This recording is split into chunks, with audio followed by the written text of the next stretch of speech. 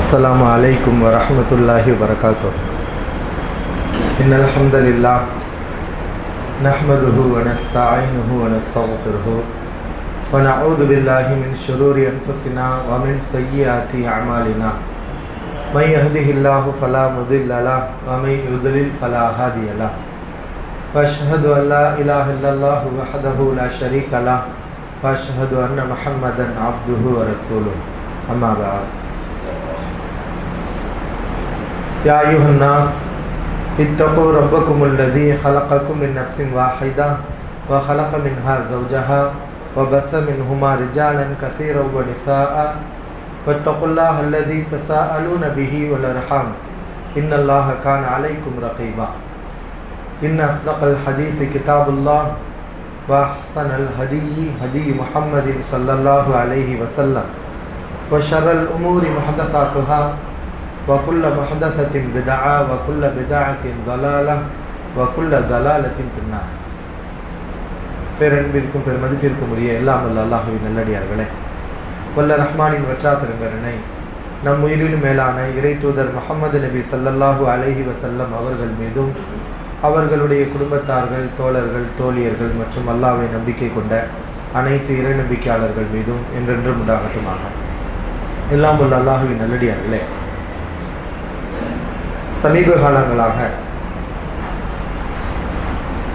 பெண்கள் நாம் வாழக்கூடிய இந்திய நாட்டில் அதிகமாக கற்பழிக்கப்படுவதும், சிறு குழந்தைகள் வஞ்சகர்களால், கொடூரர்களால் கோரமான முறையில் அழித்தொழிக்கப்படுவதும் அன்றாட காட்சியாக வருவதை நாம் பார்த்து கொண்டிருக்கிறோம்.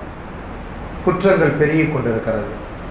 நாட்டிலே கொலைகள் பெருகுகிறது, கொள்ளைகள் பெருகி கொண்டிருக்கிறது. நாளுக்கு நாள் ஒவ்வொரு செய்திகளையும் நாம் கேட்டுக்கொண்டே இருக்கிறோம். அரசாங்கம் எவ்வளவு முயற்சி செய்கிறது, இந்த குற்றவாளிகளை ஒடுக்க வேண்டும் என்று அவர்கள் நினைக்கிறார்கள். ஆனால் அவர்களால் இந்த குற்றங்களை குறைக்க முடியவில்லை.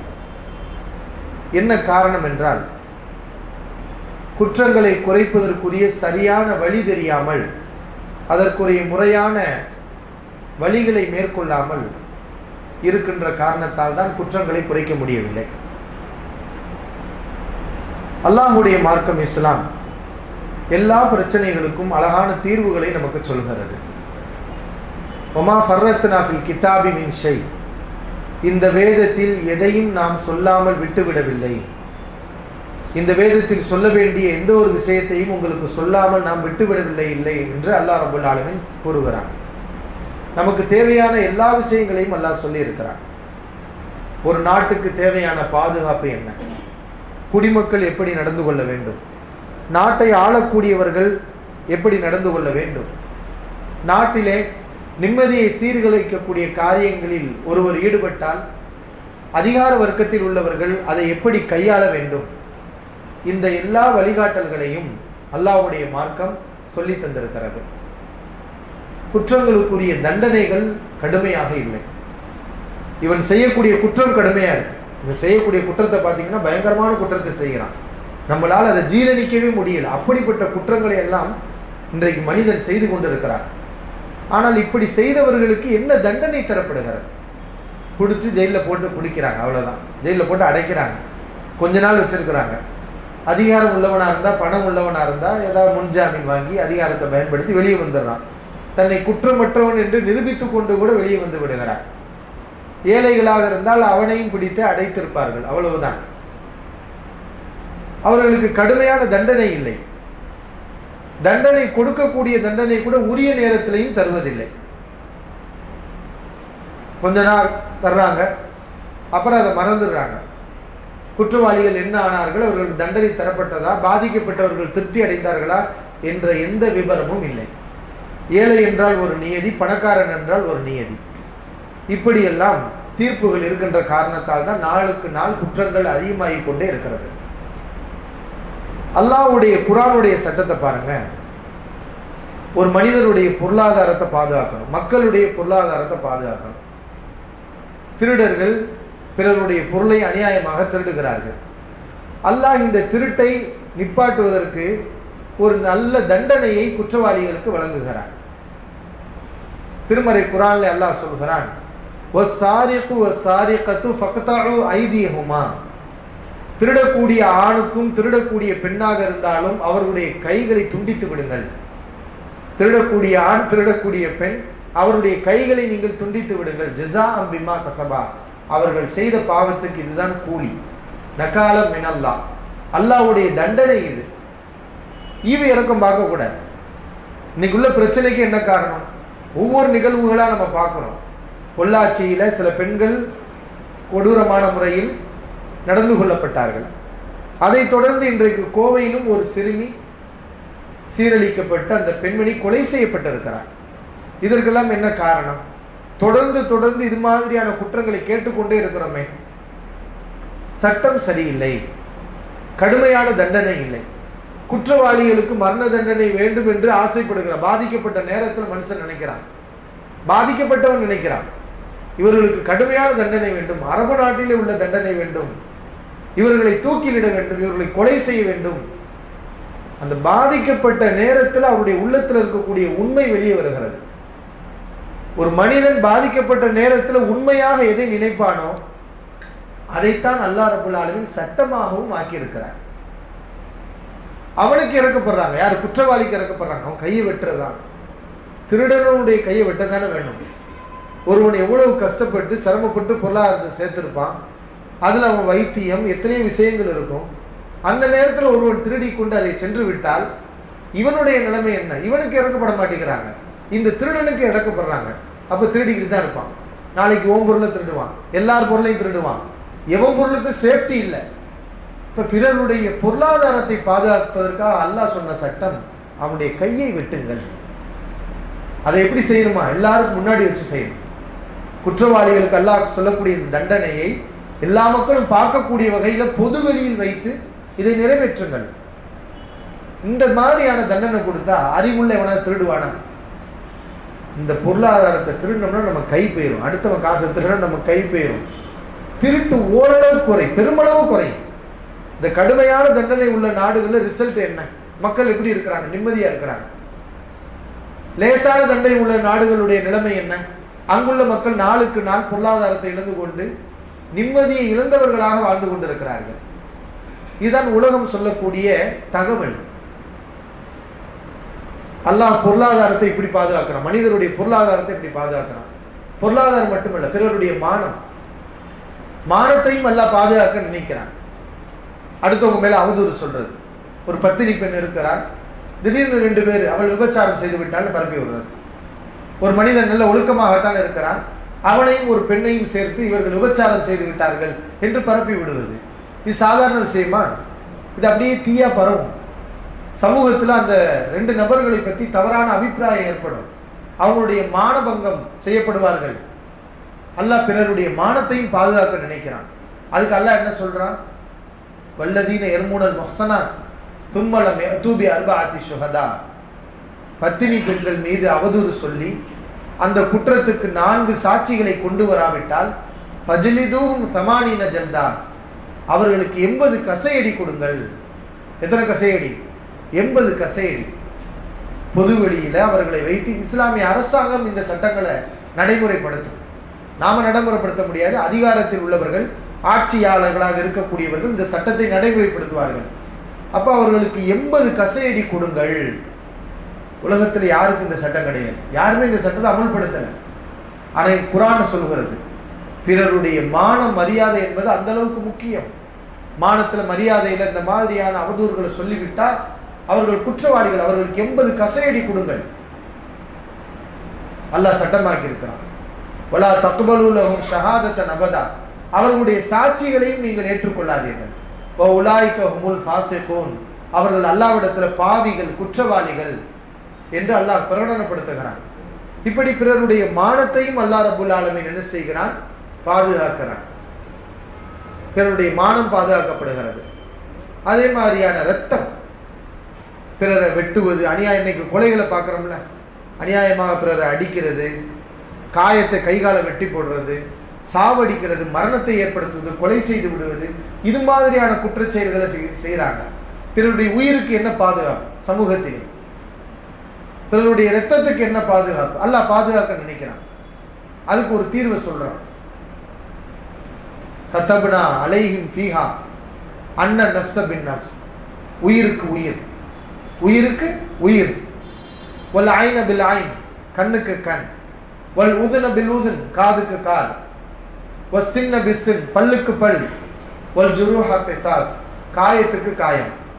அல்லாஹ் எப்படி சட்டம் வரிசையா சொல்றான். முதல் உயிர் தான் பெருசு, உயிருக்கு உயிர். ஒருவன் அநியாயமாக ஒருவனை திட்டமிட்டு கொலை செய்து விட்டானா அவனுக்கு அதே மாதிரியான தண்டனையை கொடுக்க வேண்டும். இந்த தண்டனையை யாருமே தள்ளுபடி செய்ய முடியாது. சம்பந்தப்பட்டவர்கள், பாதிக்கப்பட்டவர்கள், கொலை செய்யப்பட்டவனுடைய உறவினர்கள் அவங்க மன்னிச்சாதான், சரி நாங்கள் மன்னிச்சிடுறோம் அப்படின்னு மன்னிச்சாதான் மன்னிப்பு உண்டு. இல்லை என்றால் ஒரு நாட்டின் ஜனாதிபதி நினைத்தாலும் இந்த தண்டனையை தள்ளுபடி செய்ய முடியாது. மரணம் மரணம் தான், யாரா இருந்தாலும். ஏன்னா அங்க பாதிக்கப்பட்டவனுடைய மனநிலையை வச்சுதான் தீர்ப்பு சொல்லப்படுது. குர்ஆன் அப்படிதான் தீர்ப்பு சொல்லுது. அவன் அநியாயமாக கொலை செய்தால் அவன் கொல்லப்பட வேண்டும். வல்ல ஐன பில் ஐன், கண்ணுக்கு கண். நீ அடுத்தவனுடைய கண்ணை பாதித்து விட்டாய், பிறருடைய கண்ணை நீ நோண்டி எடுத்து விட்டாய், இவனுடைய கண் அது மாதிரியாக தாக்கப்பட வேண்டும். இது அல்லாஹ்வுடைய தீர்ப்பு. வல் அன்ஃப பில் அன்ஃப், மூக்கு அல்லாஹ் சொல்றான்.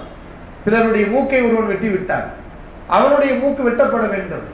பிறருடைய காதை ஒருவன் வெட்டி விட்டான், அவனுடைய காது வெட்டப்பட வேண்டும்.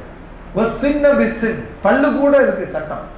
அல்லாஹ் என்ன எப்படி வச்சிருக்கிறான், சும்மா அடிச்சு பல்ல உடைச்சிட்டான். நபி ஸல்லல்லாஹு அலைஹி வஸல்லம் காலத்தில் நடைமுறைப்படுத்தினாங்க. ரசூலுல்லாஹி என்ற வழக்கு வந்துச்சு. அல்லாஹ்வின் தூதரே, இந்த மனிதர் என்னை அடித்து என்னுடைய முன்பல்ல உடைச்சிட்டாரு. நபி ஸல்லல்லாஹு அலைஹி வஸல்லம் தீர்ப்பு சொன்னாங்க. எப்படி தீர்ப்பு சொன்னாங்க? அதே மாதிரி அவர் முன்பல்ல நபி அவர்கள் உடைச்சாங்க. நாட்டில் எவனாவது அடிப்பானா? தான் கையை வெட்டிடுவாங்கன்னு சொன்னா அடுத்தவங்க கையை வெட்டுவானா? என்ன தைரியம்? யார் என்ன கேட்பா? நான் என் பணத்தை வச்சு நான் என்ன பாதுகாத்துக்கிருவேன், என் பதவியை வச்சு நான் வெளியே வந்துடுவேன். முடிஞ்சா என்ன, 1 வருஷம் 2 வருஷம் போடுவீங்க, அதுக்கப்புறம் அவ்வளவுதானே. இந்த துணிவு தான் அவர்களை குற்றங்களை செய்ய வைக்கிறது. வலக்கும் ஃபில் கிஸாஸி ஹயாத்துன் யா உலில் அல்பாப். அல்லாஹ் சொல்கிறான், மக்களே, இந்த பழிக்கு பழி வாங்கக்கூடிய இந்த சட்டத்தில் தான் உங்களுக்கு வாழ்க்கையே இருக்கிறது. வாழ்க்கையே இருக்கிறது. நீங்களா நிம்மதியா வாழணும்னு நினைச்சா இந்த மாதிரி சட்டங்களை நீங்கள் அமுல்படுத்துங்கள். அல்லாஹ் ரப்பல் ஆலமீன் சொல்லி காட்டுகிறான். இப்ப இதையெல்லாம் சமூக மக்கள், ஆட்சியில் இருக்கக்கூடியவர்கள் சிந்திக்க வேண்டும். இதுக்கெல்லாம் தீர்வு இதுதான். வேற என்ன செய்தாலும் இந்த குற்றங்களை குறைக்க முடியாது. அல்லாஹ்வுடைய இந்த சட்டம் அற்புதமான சட்டம், குற்றவாளிகளை அச்சுறுத்தக்கூடிய சட்டம். அது மாதிரி சமூக தீமைகள், இதெல்லாம் பிறரை பாதிக்கக்கூடிய தீமைகள்.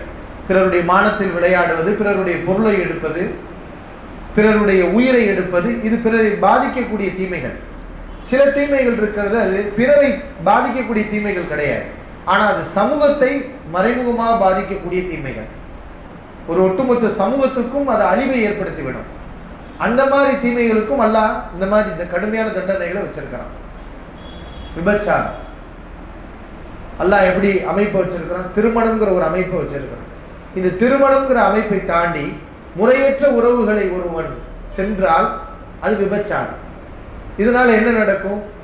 சமூகத்தில் ஏராளமான நோய்கள் ஏற்படும். குழந்தை யாருக்கு பிறக்கிறது, தகப்பன் யார் என்றே தெரியாது.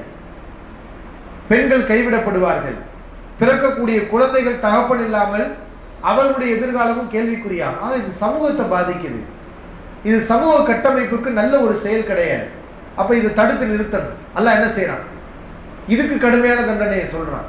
இந்த விபச்சாரத்துக்கு, அஸ்ஸானியத்து வஸ்ஸானி, விபச்சாரம் செய்யக்கூடிய ஆண், விபச்சாரம் செய்யக்கூடிய பெண், ஃபஜ்லிதூஹும் மேத ஜல்தா, அவர்களுக்கு 100 கசையடி கொடுங்கள். அவர்களுக்கு எத்தனை கசையடி? 100 கசையடி. இது எங்கேயுமே இந்த சட்டம் கிடையாது. விபச்சாரம் இன்னைக்கு நம்ம நாட்டில இது குற்றமே கிடையாது. இதெல்லாம் ஒரு குற்றமே இல்லைன்னு அறிவிச்சுட்டாங்க.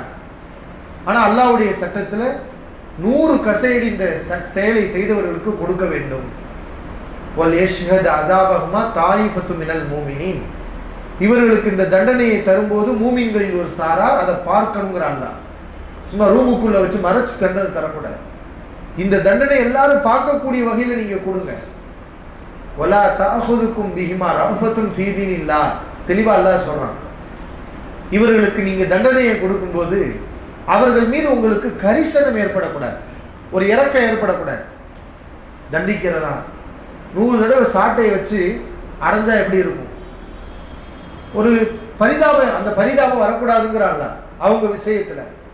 அல்லாஹ்வுடைய சட்டத்தை நிறைவேற்றும் போது அதுக்கு எதிரான உங்களுக்கு பரிதாபமா? இன் குன்தும் துமினூன பில்லாஹி வல் யௌமில் ஆகிர், நீங்க அல்லாஹ்வை மறுமை நாளை நம்பியவர்களாக இருந்தால் உங்களுக்கு பரிதாபம் வரக்கூடாது. எல்லா மக்களும் பார்க்கணும். அதை ஏன் எல்லா மக்களையும் எல்லாம் பார்க்க சொல்றான்? இது படிப்பினை.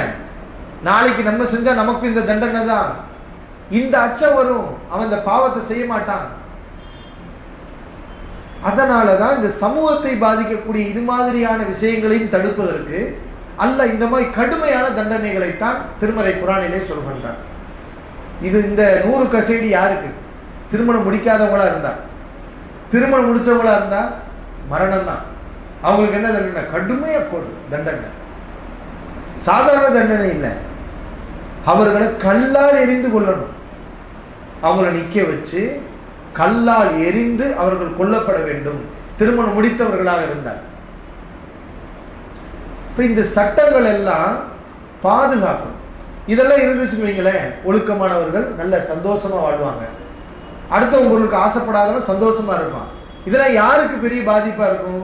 பிறர் பொருளை திருடக்கூடியவனுக்கும் பிறருடைய கற்பை சூறையாடக்கூடியவனுக்கும் தான் இது பெரிய இடைஞ்சலா இருக்கும். இந்த அல்லாஹ்வுடைய பாதுகாப்பான ஒரு சில சட்டங்கள். அதே மாதிரி சமூக தீமைகள்ல ஒரு தீமை தான் என்ன தீமை? சாராயம், மது. இது சமூகத்தை அழிச்சிடும். குடிப்பழக்கத்துக்கு ஒரு மனிதன் அடிமையாகிவிட்டால் அவருடைய குடும்பம் நாசம், இது சமூகத்தையே சீரழித்து விடும். அதனால அதற்கும் தண்டனை. அதுக்கு என்ன தண்டனை? போதைக்கு அடிமையானவர்கள், போதை வஸ்துகளை சாப்பிட்டவர்களுக்கு தண்டனை. அவர்களுக்கு ரசூலுல்லாஹி ஸல்லல்லாஹு அலைஹி வஸல்லம் காலத்துல அவர்கள் கொண்டு வரப்பட்டு செருப்பால் அவர்களுக்கு அடி தரப்படும். செருப்படி, விளக்கமாக, கம்பு, குச்சி, அவர்கள் என்னென்னலாம் கையில கிடைக்குதோ அனைத்தையும் வைத்து அவர்களுக்கு அடி கிடைக்கும். இதனால இனி அவன் அடுத்து இந்த காரியத்தை செய்யக்கூடாது. சமூகத்துல எல்லாரும் கூடி நின்று இந்த அடி அடிச்சாங்க. ஏன்னா எல்லாருக்கும் ஒரு படிப்பு, நாளைக்கு நாம சாராயம் குடிச்சா நம்மளை இப்படித்தான் அடிப்பாங்க, நம்ம மானம் போகும். ஏன்னா அறிவை இழந்தவனுக்கு மானம் எதற்கு? இதெல்லாம் அல்லாஹ்வுடைய சட்டத்துல சொல்லப்பட்டிருக்கு. இதெல்லாம் நமக்கு மட்டும் அல்லாஹ் சொன்ன சட்டம் அல்ல. தௌராத்தை அல்லாஹ் மூசா அலைஹிஸ்ஸலாம் அவர்களுக்கு வழங்கும் போதே இந்த சட்டங்களை எல்லாம் அங்கிருந்தே அவர்களுக்கு இடப்பட்டு நடைமுறையில் இருந்து வரக்கூடிய சட்டங்கள். அந்த வகையில் அல்லாஹ்வுடைய சட்டம் ரொம்ப அற்புதமான சட்டம். குறிப்பாக பெண்களை நோவினை செய்யக்கூடியவர்களுக்கு அல்லாஹ் பிரத்யேகமாகவே ஒரு எச்சரிக்கையை திருமறை குர்ஆனிலே விடுகிறான். பெண்களை நோவினை செய்யக்கூடியவர்களுக்கு அந்த குற்றவாளிகளுக்குரிய தண்டனையை சொல்வதற்கு முன்னால் பெண்களுக்கு சொல்ல வேண்டிய விஷயத்தை அல்லாஹ் சொல்லி விடுகிறான். பெண்கள், நீங்கள் பிறரை தூண்டக்கூடிய எந்த வேலையும் செய்யாதீங்க. அல்லாஹ் குர்ஆனுடைய வசனத்தை பாருங்க. யா அய்யுஹன் நபி, நபியே, குல்லி அஸ்வாஜி, உங்கள் மனைவிக்கு நீங்கள் சொல்லுங்கள். வபனாதி, உங்களுடைய மகளுக்கு நீங்கள் சொல்லுங்கள். வனிசாயில் மூமினீன், நம்பிக்கை கொண்டவருடைய பெண்களுக்கு நீங்கள் சொல்லுங்கள். யுதுனீன அலைஹின்ன மின் ஜலாபிபிஹின்ன, அவர்கள் தங்கள் முக்காடுகளை தங்கள் மீது போட்டுக் கொள்ளட்டும். முதல் அல்லாஹ் அப்படிதான் வசனத்தை ஆரம்பிக்கிறான். உங்கள் மனைவிக்கு சொல்லுங்கள், உங்களுடைய மகளுக்கு சொல்லுங்கள். மூமினான ஆண்கள் அவர்களுடைய பெண்களுக்கு சொல்லட்டும், அவருடைய மகள்கள் அவருடைய மனைவிமார்களுக்கு முக்காடுகளை போட்டுக்கொள்ளுமாறு சொல்லுங்கள். இந்த சட்டம் வர்றதுக்கு முன்னாடி பெண்கள் இந்த முக்காடெல்லாம் போடலை. ஈமான் கொண்ட பெண்களும் முக்காடு போடலை. இந்த பர்தாலாம் பின்னாடி தான் வந்துச்சு. இந்த சட்டம் வர்றதுக்கு முன்னாடி முஸ்லிமான பெண்கள் எப்படி இருப்பாங்க? மற்ற பெண்கள் மாதிரி தான் இருப்பாங்க. காபிரான பெண்கள் எப்படி உடை உடுத்திருக்காங்களோ அதே மாதிரி தான் முஸ்லிமான பெண்கள் உடை உடுத்தி இருந்தாங்க. இந்த மாதிரி ஒரு சூழ்நிலையில அரபுகளுடைய கலாச்சாரம் உங்களுக்கு தெரியும். இன்னைக்கு நம்ம பார்க்கிறோமே, இது மாதிரியான இதை விட பயங்கரமான ஒரு நிலைமை தான் பெண்களுக்கு அன்றைக்கு இருந்துச்சு. ஒரு மனிதன் நினைத்தால் ஒரு பெண்ணை அடைந்து கொள்வான். அந்த பெண்களுடைய உரிமைகள்லாம் அங்க கிடையாது. அவங்களாம் அடிமைகள் மாதிரி தான். பெண்கள் கற்பழிக்கப்பட்டார்கள். எந்த அளவுக்கு? தன்னுடைய தந்தையுடைய மனைவியை கணவன் தந்தை இறந்து விட்டால் தந்தையுடைய மனைவியை தந்தையுடைய மகன் என்ன செய்வான்? கல்யாணம் முடிப்பான். அவளுக்கு தடுக்க முடியாது. இப்படித்தான் அவர்கள் கொடுமை செய்யப்பட்டார்கள். அவருடைய கற்பு சூறையாடப்பட்டது.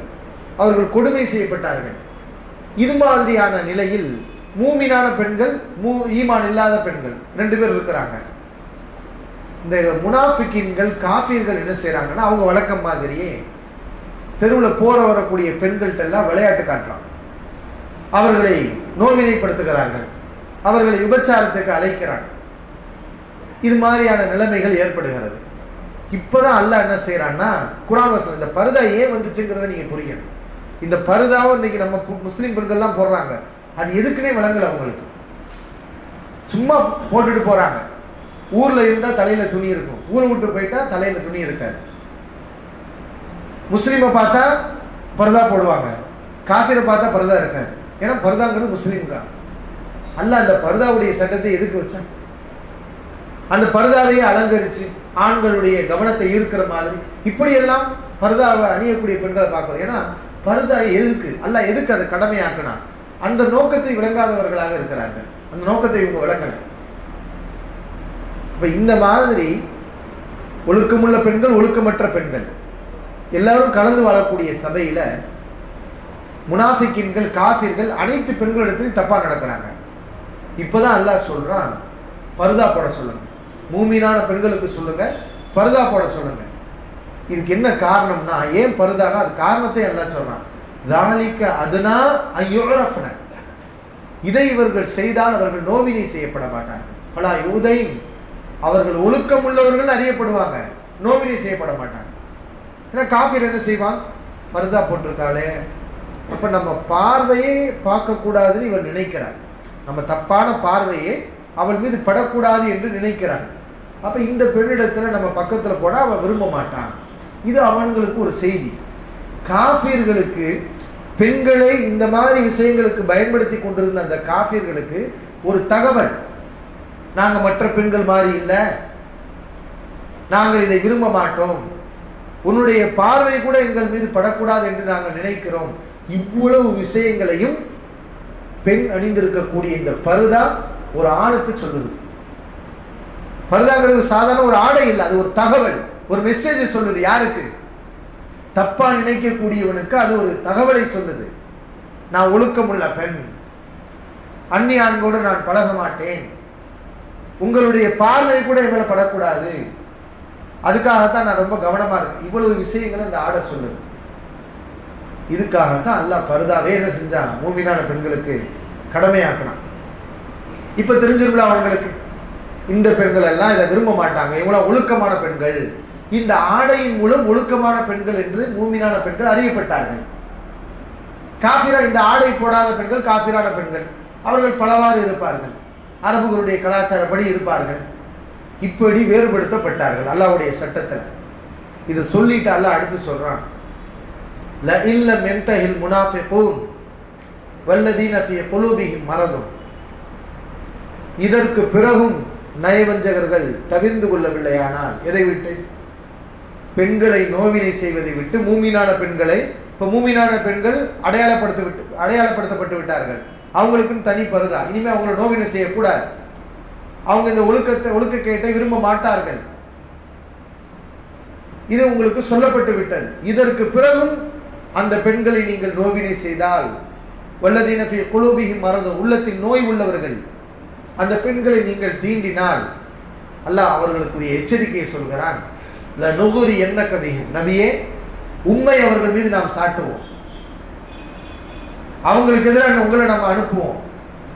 சும்மலா யுஜாபிரூனக ஃபீஹா இல்லா கலீலா, இந்த மதீனாவில் அவர்கள் தங்க முடியாது, இந்த வேலையை செய்யக்கூடியவர்களுக்கு மதீனாவிலே இடமில்லை. ஐனமா துகிஃபு உகிது வ குத்திலு, அவர்களை எங்கு கண்டாலும் அவர்களை பிடிக்கப்பட வேண்டும். அல்லாஹ்வுடைய சட்டத்தை பாருங்க. இதற்கு பிறகு எவனாவது ஒரு பெண்ணிடத்தில் கற்பழிப்புக்கு அல்லாஹ் சொல்லல, பெண்களை நோவினை செய்யறதுக்கு அல்லாஹ் சொல்றான். இன்னைக்கு சமயம் நம்ம பேச்சு வழக்கில் ஈவிடிசிங் நமக்கு சொல்றோமா இல்லையா, அதுக்கு தான் அல்லாஹ் இந்த தண்டனையை சொல்றான். பெண்கள்கிட்ட செல்மிசம் காட்டுவது, அவர்களை நோவினை செய்வது. முதல் பெண்ணுக்கு சொல்ல வேண்டிய விஷயத்தை சொல்லிட்டான், நீ ஒழுங்காயிரி முதல், நீ ஆடை அறகுறையா இருந்துட்டு அண்ணி ஆணையெல்லாம் தூண்ட வச்சுட்டு அப்புறம் அவன் அது பண்ணிட்டான் இது பண்ணிட்டான் இப்படி செஞ்சுட்டான் இப்படி புலம்பாத. ஓம்பக்கம் செய்ய வேண்டிய காரியத்தை நீ ஒழுங்கா செஞ்சிரு. யாரை நீ நோவினை செய்யாத, பிறரை தூண்டாத. அல்ல அங்க சொல்றான். சொல்லிட்டு இதற்கு பிறகு ஒரு பெண்ணை, ஒரு பத்தினி பெண்ணை, ஒழுக்கமாக இருக்கக்கூடிய பெண்ணை நீங்கள் நோவினை செய்தால் நபி இவங்க மதீனாவுல வாழ முடியாது, இவர்களை எங்கு கண்டாலும் உஹிது அவர்களை பிடியுங்கள், வகுத்திலு தகத்திலா அவர்கள் கொல்லப்பட வேண்டும். அல்லாஹ்வுடைய சட்டத்தை பாருங்க. பெண்களிடத்துல வரம்பு மீறக்கூடியவர்களுக்கு கொலைதான் தண்டனை, சாதாரண தண்டனை அல்லது. வகுத்திலு தகத்திலா அவர்கள் ஒரே அடியாக கொல்லப்பட வேண்டும். குர்ஆனுடைய வசனம். இந்த சட்டத்தை அமல்படுத்துங்க. நாட்டில் பதறம்ல, பெண்கள் சீரழித்து விட்டார்கள், சிறுமியை அநியாயமாக கொலை செய்து விட்டார்கள். இதெல்லாம் நம்ம பார்க்கிறோம், நெஞ்சு துடிக்குது. என்ன செய்யணும்? வகுத்திலு தகத்திலா. குர்ஆன் அல்லாஹ் சொல்றானா அதை அமல்படுத்துங்க. வகுத்திலு தகத்திலா அமல்படுத்தணும். நாளைக்கு நம்ம அமல்படுத்த போயிடக்கூடாது. நமக்கு இல்லை அதிகாரம். நாம சொல்றது யாருக்கு? ஆட்சியில் உள்ளவர்களுக்கு. மக்களை பாதுகாக்கக்கூடியது உங்களுடைய பொறுப்பு. நீங்க தான் சட்டம் போடுறீங்க. குற்றவாளிகளுக்கு இது மாதிரி தண்டனையை நீங்க கொடுங்க. இதைத்தானே பாதிக்கப்பட்டவங்க கேட்கிறான், அதை கொடு. குத்திலு தக்குத்திலா அவர்கள் ஒரே அடியாக கொல்லப்பட வேண்டும். அல்லாஹ் அடுத்து சொல்கிறான், சுன்னத்தல்லாஹி ஃபில்லதீன ஹலவு மின் கபல். இதற்கு முன் சென்றவர்களிலும் அல்லாஹ்வுடைய நடைமுறை இதுதான். இப்போ இந்த மாதிரியான வேலைகளை செஞ்சவங்களுக்கு மரண தண்டனையை கொடுக்கிறது ரசூலுல்லாஹி ஸல்லல்லாஹு அலைஹி அவர்களுக்கு மட்டும் அல்லாஹ் சட்டமாக்கலையாம். இந்த தண்டனை தான் எங்கே இருக்குது? மூசா நபி காலத்துல இருந்து, முற்காலத்துல இருந்து அல்லாஹ் நடைமுறையில கொண்டு வந்திருக்கிறான். அப்ப இந்த கற்பழிப்புக்கு, பெண்களை பாலியல் தொல்லை செய்பவர்களுக்கு, பலாத்காரம் செய்பவர்களுக்கு குர்ஆன் சொல்லக்கூடிய தீர்வு என்ன? அவர்கள் கொல்லப்பட வேண்டும், பூமியில் இருந்து அவர்கள் துடைக்கப்பட வேண்டும். இதுதான் அல்லாஹ்வுடைய சட்டம். இதை நாம தெரிஞ்சு வச்சுக்கிற வேண்டியதுதான். நாம தெரிஞ்சு வச்சு அல்லாஹ் இப்படியெல்லாம் இந்த பாவத்தை வன்மையா கண்டிச்சிருக்கிறான், இதை பெரும்பாவமாக ஆக்கியிருக்கிறான். அப்படிப்பட்ட மார்க்கத்தில் நம்ம இருக்கிறோம். ஒவ்வொரு பிரச்சனைகளும் நம்ம எப்படி நடக்க வேண்டும் என்ற ஒரு ஒழுங்குமுறை இருக்கிறது. நம்ம அவசரப்பட்டோம், கோபப்பட்டோம்னு சொன்னா நமக்கு ஏற்படக்கூடிய மிகப்பெரிய ஒரு நன்மையை நம்ம இழந்துருவோம். சமீபத்தில் ஒரு நிகழ்வு ஏற்பட்டுச்சு. நியூசிலாந்தில் ஒரு பள்ளிவாசல்ல முஸ்லிம்கள் பள்ளிவாசல்ல ஓய்வெடுத்துக் கொண்டிருக்கிறார்கள். திடீர்னு ஒரு கிறுக்கன் துப்பாக்கியை எடுத்துட்டு வந்து எல்லாத்தையும் சுட்டு போடுறான். கிட்டத்தட்ட 50க்கு மேற்பட்ட முஸ்லிம்கள், பள்ளியில் இருந்தவர்கள், சும்மா பள்ளிவாசல் இருந்தவங்க, குர்ஆன் ஓதிக்கிட்டு இருந்தவங்க, படுத்துக்கிட்டு இருந்தவங்க, பள்ளிவாசல் விட்டு ஒருத்தர் வெளியே வர்றாரு, ஒரு முஸ்லீம் வெளியே வர்றாரு, வாசல்ல செருப்பு மாற்ற இடத்துல அவரை சுட்டு இருக்கிறான். ஒரு வெறியன், கொடூரன், தீவிரவாதி, கிறிஸ்தவ மதத்தை சார்ந்தவன், திட்டம் போட்டு அதை அவனே வீடியோ எடுத்து அவனே போட்டிருக்கான். நான் பாரு உங்களை எப்படி சொல்றேன் பாரு. இப்படிப்பட்ட ஒரு கொடூரம் நடந்துச்சு. இன்னைக்கு நியூசிலாந்துல பாதிக்கப்பட்ட முஸ்லிம்கள் அதற்கு நேர் எதிரான செயல்கள், எந்த செயல்லையும் இறங்கல. இங்க 50 பேரை கொண்டியா, நாங்க 500 பேரை கொள்றோம், அப்படி இறங்கவே இல்லை. ஏன்னா அவங்களுக்கு நல்லா தெரியும் இதை ஒரு கிறுக்கன் செஞ்சிருக்கிறான், ஒரு கிறிஸ்தவனா இருக்கக்கூடிய ஒருத்தவன் செஞ்சிருக்கிறான். கிறிஸ்தவர்கள் எல்லோரும் இதை ஆதரிக்கவில்லை. அந்த நாட்டின் பிரதமர் ஒரு கிறிஸ்தவர் தான், அந்த நாட்டில் அதிகமானவர்கள் கிறிஸ்தவர்கள் தான். அவங்க எல்லாரும் இதை ஆதரிக்கிறாங்களா? அவங்களுக்கு ஒரு வேதனையா இருக்கு. அவங்க இதை வன்மையா கண்டிக்கிறாங்க. இப்ப முஸ்லிம்கள் அங்க எப்படி நடந்துக்கிட்டாங்க, நியூசிலாந்துல முஸ்லிம்கள் இந்த பிரச்சனை எப்படி நடந்துக்கிட்டாங்க? நம்மளை பொறுத்தவரை இப்படி கொடூரமான முறையில் நாம் கொல்லப்பட்டால் நமக்கு அது ஷஹாதத். முஸ்லிமுக்கு என்ன இழப்பு கிடையாது. முஸ்லீம் அல்லாதவர்கள் இது மாதிரி வந்தா ரொம்ப கஷ்டப்படுவாங்க, ரொம்ப வேதனைப்படுவாங்க. வாழ்க்கை போச்சே, இப்படி அநியாயமா சுட்டு கொண்டுட்டானே. ஆனா நமக்கு இழப்பு கிடையாது. ஏன்னா இது என்ன? ரசூலுல்லாஹி ஸல்லல்லாஹு அலைஹி வஸல்லம் சொன்னாங்க, ஒருவர் இடிபாடுகளுக்கு மத்தியில் சிக்கி மரணிக்கிறார், வயிற்று வலியால் துடித்து மரணிக்கிறார், பிளேக் நோயால் அவர் மரணிக்கிறார், நெருப்பில் கருகி மரணிக்கிறார், தண்ணீரில் மூழ்கி மரணிக்கிறார். இந்த மாதிரி மரணிச்சாலே அவங்களுக்கு என்ன அந்தஸ்தான்? ஷஹீதுடைய அந்தஸ்து. ஷஹீதுனா என்ன? அல்லாஹ்வுடைய பாதையில போராடி அல்லாஹ்வுக்காக உயிரை தியாகம் பண்றானே தியாகி, அவனுடைய அந்தஸ்து இவருக்கு கிடைக்கும். இந்த மாதிரி கொடு நோயால் மரணித்தவர்களுக்கு. இவர்கள் யார்? இஸ்லாத்துக்காக கொல்லப்பட்டிருக்கிறார்கள். குர்ஆன்ல அல்லாஹ் சொல்றான், ஒமா நகமு மின்ஹும் இல்லா யுமினு பில்லாஹில் அஸீஸில் ஹமீத். புகழுக்குரிய மிகைத்தோனாகிய அல்லாஹ்வை நம்பிய ஒரே காரணத்துக்காகத்தான் இவர்களை நெருப்பு குண்டவாசிகள் நெருப்பிலே எரிந்து கொன்றார்கள் என்று அல்லாஹ் சொல்கிறானே, அந்த மாதிரி இவர்கள் ஈமானுக்காக கொல்லப்பட்டிருக்காங்க. வேற என்ன காரணம்? இவன் முஸ்லிம்கள் மேல வெறுப்பு, முஸ்லிம்களை கொல்லணும், அதுக்காக இவன் செஞ்சான். ஆனா முஸ்லிம்களுடைய பொறுமை, இப்படி ஈமானிய ஒரு சகிப்புத்தன்மை, அல்லாஹ் நமக்கு ஷஹாதத்தை தருவான், நமக்கு இழப்பு கிடையாது. பொறுத்துக்கிட்டா சகிச்சுக்கிட்டாங்க. பிற அந்த அதே மதத்தை சார்ந்த பிற மக்களுடைய மனநிலையும் புரிந்து நடந்து கொண்டாங்க. நமக்கு கிறிஸ்தவம் ஒருத்தவன் பண்ணிட்டு அவ்வளவு கிறிஸ்தவனை கொள்ளு, இப்படித்தானே எல்லா மனுஷனுக்கும் புத்தி போகுது. இங்க இந்துக்கள்ல யாராவது ஒருத்தன் ஒரு தப்பு செஞ்சுட்டான்னா எல்லாரும் அப்படி நினைக்க கூடாது. நம்ம சமூகத்தில் எவனாவது ஒருத்தன் தப்பு செஞ்சுட்டான்னா மற்ற சமூக மக்கள் பெரும்பாலும் எப்படி பார்க்கறாங்க? முஸ்லிம்களை இப்படித்தான் அப்படிங்கிற மாதிரி பார்த்துடுறாங்க. அப்படி இருக்கக்கூடாது. நம்ம பாதிக்கப்பட்டா கூட பொறுமையா இருக்கணும். நம்ம பதிலுக்கு பதில் ஏதாவது செய்யணுங்கிற பேர்ல நம்ம கேடுகளை ஏற்படுத்திக்கிற கூடாது. இன்னைக்கு என்ன ஏற்பட்டிருக்கு? அழகா இந்த நியூஸ்ல அந்த மக்கள் இந்த பிரச்சனையை அணுகி இருக்கிறாங்க. பொறுமை, அல்லாட்ட கையேந்துறாங்க. அநியாயக்காரன் அந்த அரசாங்கம் எல்லாரும் முஸ்லிம்கள் மீது இப்போ கருணை பார்வையோட பார்க்கறாங்க. இஸ்லாம்னா என்னன்னு ஒரு தேட்டம் அவர்களுக்கு மத்தியில் ஏற்பட்டிருக்கு. இவ்வளவு பெரிய இழப்பு வந்திருக்கு. இந்த சமூக மக்கள் அமைதியா இருக்காங்களே, சபராளிகளா இருக்கிறாங்களே, பொறுமையா இருக்கிறாங்களே, அரசாங்கத்துக்கு கட்டுப்பட்டு நடக்கிறாங்களே, ஒரு கலவரம் செய்யல. காரணம் அரசாங்கம் அப்படி நடக்குது. அவங்க முழு மனவேதனையோட அதை வெளிப்படுத்துறாங்க. குற்றவாளியை பிடிச்சிருக்கிறாங்க, அவனுக்கு சரியான தண்டனையை கொடுப்பேங்கிறாங்க. பாதிக்கப்பட்ட மக்களுக்கு மன ஆறுதலை கொடுக்குறாங்க. இதுவரைக்கும் அவர்களுடைய சட்டசபைகள்ல சலாம் சொன்னதில்லை, ஆனா சலாம் சொல்லி ஆரம்பிக்கிறாங்க. ஏன்னா அவங்களுக்கு இப்ப என்ன, இந்த மக்களுடைய மனம் ரணகலமா இருக்கு. முஸ்லிம்களுடைய மனம் அதை எப்படி அந்த காயத்தை ஆத்துறதுன்னு அவங்க நினைக்கிறாங்க. கிறிஸ்தவர்கள் இவங்களுடைய மனதில் ஏற்பட்டிருக்கிற இந்த காயத்தை எப்படி ஆத்துறது, அதுக்காக முஸ்லிம்களோட பழகுறது, பேசுறது. அப்ப இந்த மாதிரி ஒரு பெரிய முசீபத்துல கூட அல்லாஹ் எவ்வளவு பெரிய நன்மை வச்சிருக்கான்னு பாருங்க.